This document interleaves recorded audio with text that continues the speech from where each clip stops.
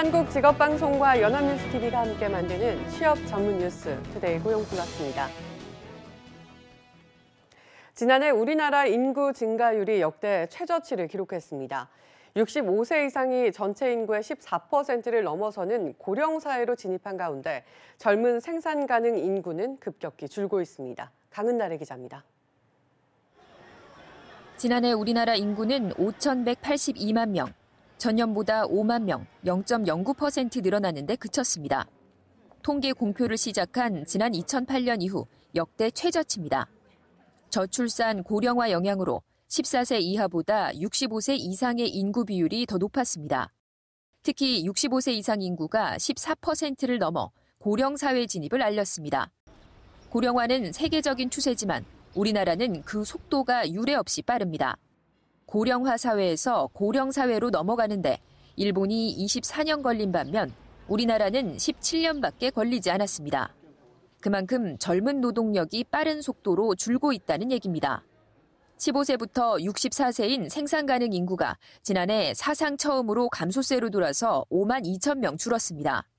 내년에는 24만 명까지 급감할 것으로 고용노동부는 전망했습니다. 취업 시장은 갈수록 고령화되는 상황. 60대들이 즐거워서 일을 하는 게 아니라 여러 가지 이유로 경제적으로 어렵고 하니까 저생산성, 저임금 노동층이 지금 계속 늘어나고 있어요. 지금은 젊은이들을 위한 일자리가 부족한 우리 사회. 하지만 머지않아 일본처럼 일자리는 넘치는데 일할 젊은이가 부족한 시대에 대비해야 할지 모릅니다. 연합뉴스TV 강은나래입니다. 홍남기 부총리 겸 기획재정부 장관은 탄력 근무제 단위기간 확대는 경제 활력과 직결되는 문제라며 2월 말까지는 꼭 입법이 완료될 수 있도록 노력하겠다고 말했습니다. 홍 부총리는 14일 서울 종로구 경제사회노동위원회 사무실을 찾아 문성현 위원장을 면담한 뒤 이같이 밝혔습니다. 이어 경제 문제를 풀어나가는데 사회적 빅딜 방식이 굉장히 필요하다고 생각한다며 경사노위의 역할이 매우 중요하다고 강조했습니다. 국세청의 연말정산 간소화 서비스가 본격적으로 시작됐습니다. 직장인은 15일부터 국세청 홈택스 연말정산 간소화 서비스에서 자동 집계된 소득과 세액공제 증명 자료를 조회할 수 있습니다. 간소화 서비스는 공인증서로 로그인하면 되고 국세청에 집계되지 않은 자료는 직접 회사에 제출하면 됩니다. 국세청은 오는 18일부터는 추가 증명 자료를 전산으로 제출하고 예상세액도 계산할 수 있는 편리한 연말정산 서비스도 제공한다고 밝혔습니다. 지난해 9.13 부동산 대책을 비롯해 집값 잡기를 위한 규제가 이어지면서 아파트 매매 거래가 뜸한데요. 부동산 시장 한파에 인테리어 업체나 이사, 청소업체 시장도 움츠러들고 있습니다. 이진우 기자입니다. 서울 강남의 5평 남짓 작은 도배업체입니다. 20년째 이곳에서 도배업을 하는 박 씨는 최근 거래가 끊겨 걱정이 이만저만이 아닙니다. 작년 여름, 봄 이때에 비하면 그 수입이 많이 줄었어요. 저도. 어느 정도? 저도 한 20-30% 정도 그렇게 줄었어요. 그래서 좀 어려움은 있어요. 마포구 인테리어 업체들도 사정은 마찬가지. 작년 하반기부터 해가지고요. 일 양들이 기존에 있는 거에 비해서 물이라든가 그런 게 많이 줄었어요. 거진 바닥이에요. 12월, 1월 거의 한 건도 못 쓰셨다는 분이 많이 있으세요. 그러니까 저희도 지금 같이 이제 따라가는 겁니다. 부동산 경기랑 같이. 지난달 서울에서 거래된 아파트 매매는 2,308건. 1년 전 같은 기간과 비교해 4분의 1에 가까운 수준입니다. 부동산 시장에 찬바람이 불면서 관련 산업인 인테리어와 이사, 청소업계 등의 사정도 나빠졌습니다. 건축자재업체 KCC의 지난해 3분기 영업이익은 769억 원. 전년 같은 기간보다 27.5% 줄었습니다. 매매가 이뤄져야 이사와 청소, 인테리어를 하는데 주택 거래가 끊기면서 일감이 쪼그라든 겁니다. 소규모 자영업자가 체감하는 현실은 더 심각합니다. 거의 작년 거래했을 때 비율로 하면 거의 반토막이라고 보시면 돼요. 부동산이 침체되다 보니까 이사팀도 타격은 있죠. 부동산 거래 절벽에 경기가 나아질 기미가 보이지 않으면서 이런 자영업자들의 시름이 깊어지고 있습니다. 연합뉴스TV 이진우입니다. 나라 안팎으로 경제 불확실성이 커지자 한동안 잠잠하던 금값이 다시 오르고 있습니다. 가장 안전한 자산이란 이유에서인데요. 직접 사는 수요도 늘고 금 펀드 가입도 인기를 끌고 있습니다. 하지만 위험 분산 용도로 자산의 일부만 투자하는 것이 바람직하다는 조언입니다. 박진영 기자입니다. 경기가 둔화하고 침체기에 들어서면서 사람들은 꾸준한 가치를 담보할 안전자산에 눈을 돌리게 마련입니다. 달러도 주요 안전자산으로 꼽히지만 대표적 안전자산에서 금을 빼놓을 수 없습니다. 이 때문에 최근 들어 국제 금 시세는 꾸준히 올라 최근 트로이 온스, 즉 31.1g당 1,287달러, 144만 5천 원을 넘었습니다. 금에 투자하는 방법은 다양합니다. 가장 전통적인 실물금 매입부터 은행 계좌를 통해 투자하는 금통장은 물론 한국거래소 금시장 거래도 가능합니다. 방법에 따라 부가세가 붙는 시기가 다르고 금통장에는 이자 소득세가 붙을 수 있다는 차이가 있습니다. 최근에는 금펀드나 국제 금시세에 연동되는 상장지수 펀드 같은 상품도 인기입니다.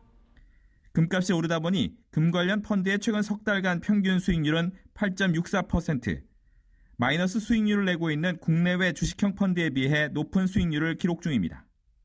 하지만 금이라고 가격 변동 위험이 없는 것이 아닌 만큼 금 투자는 위험 분산 용도로 접근해야 합니다. 전체 자산의 일부를 안전한 실물 자산으로 이제 예치를 해놓고 장기적으로 자산의 가치를 보존하는 그런 용으로는.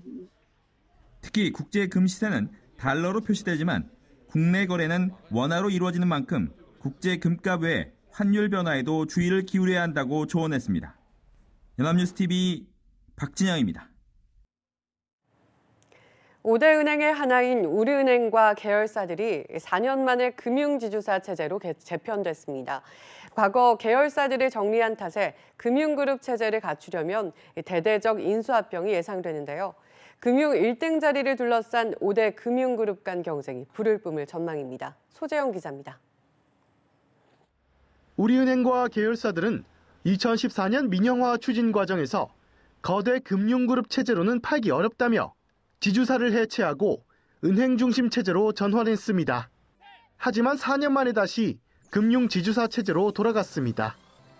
정부 지분 매각은 어느 정도 이루어졌는데 금융 투자와 보험 등에서 급속하게 몸집을 불리는 경쟁사와는 달리 은행에만 편중돼 제대로 경쟁하기가 어렵기 때문입니다. 실제 우리금융 산하엔 은행 등 6개의 자회사와 우리카드 등 16개의 손자 회사가 있지만 은행이 자산의 99%, 매출의 90%를 차지합니다. 이 때문에 우리금융은 일성으로 비은행 사업 강화를 위한 인수합병을 내걸었습니다. 사업 포트폴리오 확충과 금융상품, 서비스 혁신을 통해 금융산업의 판도를 바꾸고 대한민국 1등 종합금융그룹의 위상을 되찾겠습니다. 우선 자산운용과 부동산 신탁, 저축은행 몇 곳이 인수합병 대상으로 꼽히는데 이를 통해 비은행업 비중을 대폭 확대할 계획입니다. 최대로 비은행 쪽을 좀 늘려갈 예정입니다. 중장기적으로는 아마 7대3 정도 좀까지 좀 그렇게 좀 바꿀 예정입니다. 우리금융이 3년 내 1등 금융그룹 자리를 목표로 내걸면서 5대 금융그룹 간 경쟁은 한층 치열해질 전망입니다. 연합뉴스TV 소재형입니다.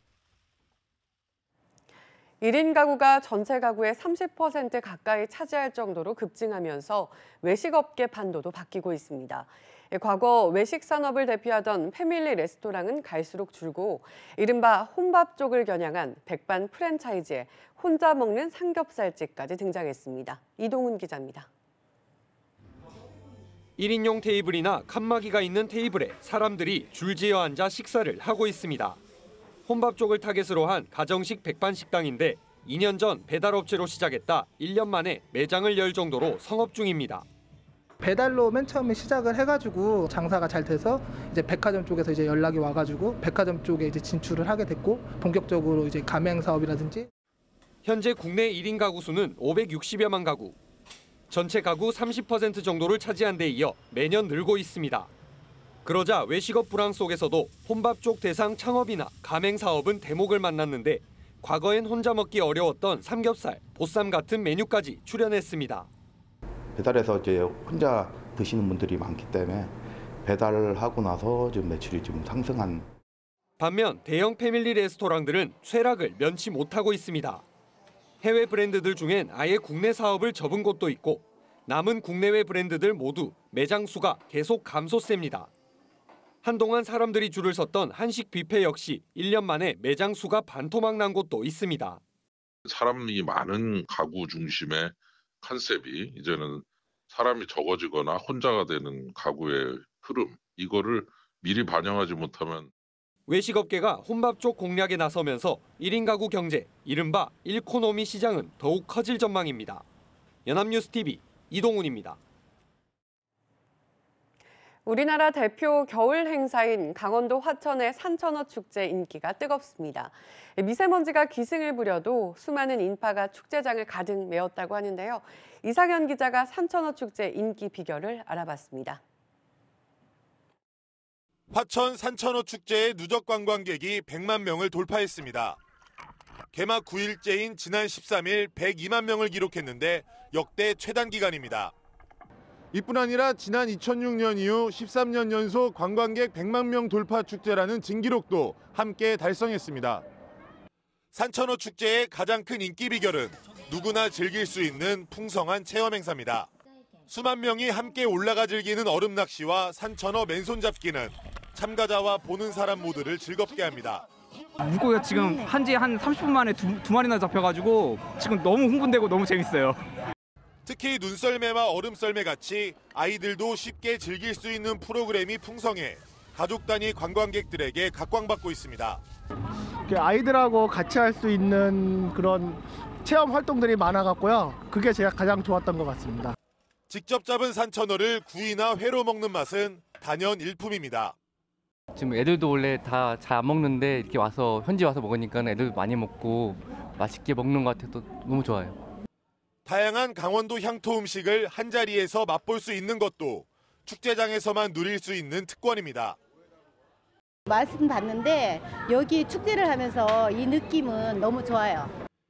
인구 2만 5천 명의 작은 도시에서 열리는 행사가 프로그램 다양화를 통해 이제는 매년 100만 이상의 관광객을 유치하는 대한민국 대표 겨울축제로 자리매김했습니다. 연합뉴스TV 이상현입니다.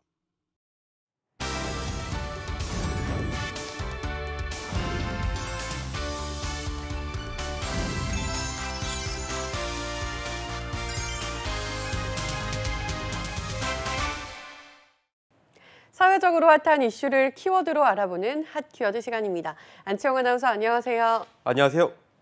핫키워드 시간입니다. 회사에서 부당한 일을 당하거나 상사의 갑질에도 어느 곳에도 하소연하지 못하는 직장인들이 참 많을 겁니다. 그런데 만약 회사의 불평과 정보들을 다른 사람들과 공유할 수 있다면 어떨까요? 사이버 세계에 만들어진 직장인의 대나무 숲, 핫키워드에서 알아봅니다. 네, 직장인들이 부당한 대우를 받아도 이의를 제기하지 못하는 이유는 행여 이야기를 했다가 불이익을 받을지도 모른다는 이 불안감 때문이잖아요. 그런데 직장인의 대나무 숲이 있다니 어떤 건가요? 네, 직장인들이 모바일에 만들어진 익명 커뮤니티나 기업 정보 사이트 등에 자신의 회사에 대한 정보를 올리는 건데요. 회사에선 할 수 없었던 속내들을 올리며 함께 위로나 공감도 하고 취업을 하고 싶은 기업의 정보도 얻을 수 있어서 직장인들에게 인기를 얻고 있다고 합니다. 네, 일종의 직장인들의 성토의 장이라는 거네요. 존재만으로도 해방구가 될 수 있을 것 같다는 생각이 드는데요. 그런데 회사의 정보를 올린다는 건 구체적으로 어떤 정보들이 올라오는 건가요? 네, 일반적으로 입사 전까지는 해당 회사에 대한 정확한 임금 체계나 복지 시스템을 모르는 경우가 대부분인데요. 이 때문에 입사 후 자신의 생각과는 다른 임금 체계나 조직 분위기, 근무 조건 때문에 힘들어하는 경우도 있습니다. 이 때문에 심한 경우엔 재취업을 위해 회사를 그만두는 일까지 발생하는데요. 그런데 이러한 익명의 커뮤니티에 재직자들이 직접 기업에 대한 정보를 올리게 되면 입사 전에 보다 구체적으로 원하는 회사에 대한 정보를 알 수 있기 때문에 여러모로 유익한 장점을 가지고 있습니다. 네, 한정된 정보만으로 입사 지원을 하는 경우가 대부분인데 이러한 커뮤니티를 이용하면 충분히 회사에 대한 정보를 숙지한 뒤 지원하기 때문에 면접은 물론 합격 후에도 회사 생활을 하는데도 큰 도움이 될 것 같습니다. 그렇습니다. 뿐만 아니라 식당 메뉴, 회사 생활에서의 꿀팁 같은 소소한 이야기들도 올라오는데요. 또 앞서 말씀드렸다시피 상사의 과도한 업무 요구, 무리한 근무 시스템, 직장 내 갑질 실태에 관한 글들이 가감없이 올라오기 때문에 직장 내 노동 실태를 파악하는 데도 중요한 참고가 되고 있습니다. 네, 그렇군요. 직장 내 갑질까지 올라온다니 그럼 이러한 대나무 숲에 올라온 글 등 중에서 사회적으로 파장이 컸던 글도 있나요? 네, 그렇습니다. 몇 년 전 발생한 땅콩 회항 사건에 대해 아마 모르는 분들은 없을 겁니다. 조현아 전 대한항공 부사장이 승무원의 견과류 서비스에 불만을 갖고 폭언과 폭행을 하며 이륙하려던 항공기를 강제로 되돌리게 한 사건이었는데요. 이 사건을 최초로 폭로했던 곳이 바로 직장인의 익명 커뮤니티 중 하나인 블라인드를 통해서였습니다. 바로 화면에 보이는 이 글인데요.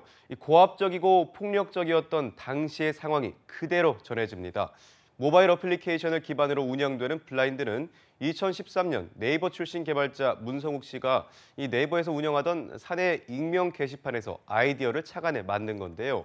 땅콩 회항 사건 외에도 광고사 직원에게 물을 뿌린 혐의를 받았던 조현민 전 대한항공 부사장의 물벼락 갑질 사건, 박상부 금호 아시아나 회장의 승무원 희롱 사건 등 사회적으로도 논란이 컸던 많은 내용들이 블라인드를 통해 처음으로 공개되기도 했습니다. 행여 보복을 입을까 공개적으로 토로하지 못했던 사내 문제들을 익명의 공간 안에서 퍼뜨리며 문제를 부각시킨 거죠.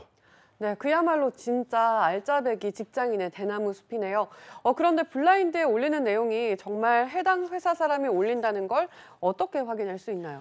네, 블라인드는 회사 이메일을 통해서 현직자 인증 과정을 거쳐야만 가입이 가능하기 때문인데요. 규모가 작은 회사는 전체 인원의 10% 정도, 대기업이라면 100명에서 200명이 모이면 자동적으로 익명 게시판이 열리게 됩니다. 2018년 9월 기준으로 블라인드에 가입한 사용자들의 재직 기업 수는 이미 5만 개가 넘어선 상태인데요. 국내 가입자만 150만 명을 넘어서며 이제는 미국에서도 큰 인기를 얻고 있다고 합니다.